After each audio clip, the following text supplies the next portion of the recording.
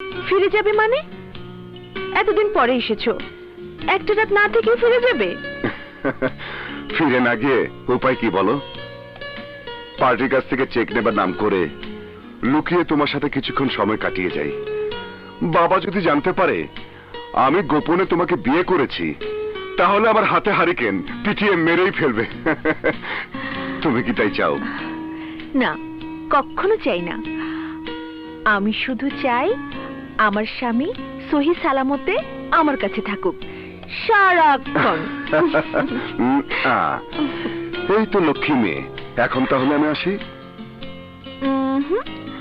রসুলপুরে যেতে লাগবে তোমার 2 ঘন্টা। এখন না গিয়ে সন্ধ্যায় গেলেও তোমার কোনো সমস্যা হবে না।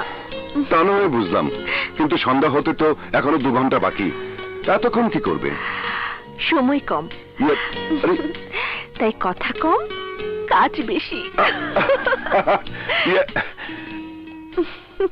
আরে কি করছো? দরজা বন্ধ করছো কেন? লা